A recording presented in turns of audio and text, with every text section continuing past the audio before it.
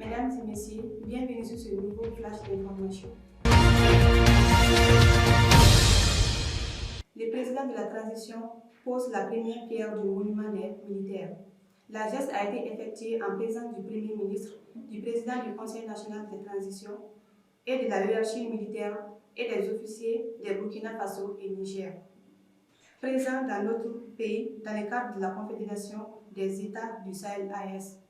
Pour commémorer cette date d'anniversaire de l'armée malienne, de notre outil de défense. Lors de cette rencontre au palais de Kouloua, l'architecte en charge des travaux de détail en quoi ressemble le futur espace hommage aux hommes des différentes composantes de l'armée.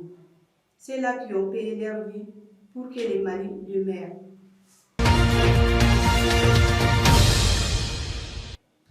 Dans le cadre des festivités du 64e anniversaire de l'armée malienne, le président de la transition, Assimi Goïta, a rendu visite aux blessés de guerre à la polyclinique des armées.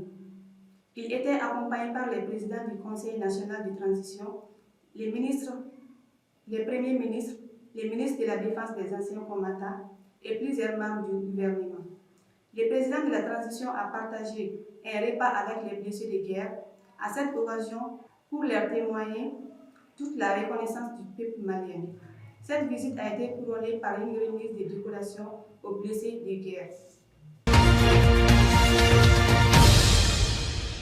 Le commissaire de police de Sénou, sous la direction du commissariat principal Amirou Diakité et son adjoint commissaire Lassine Keita, ont mené deux opérations d'envergure entre le 17 et 18 du mois de décembre dernier.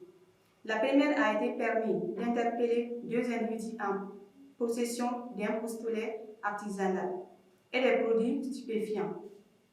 La deuxième a permis d'appréhender 5 individus pour détention de vente illégale d'armes et de munitions.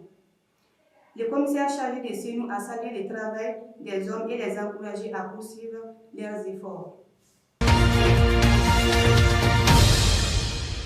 Le président de la Fédération malienne de football, Famafoot, Mamadou Touré, dit Bavier n'est plus membre de la Fédération internationale de football, association FIFA, et de la Confédération africaine de football CAF.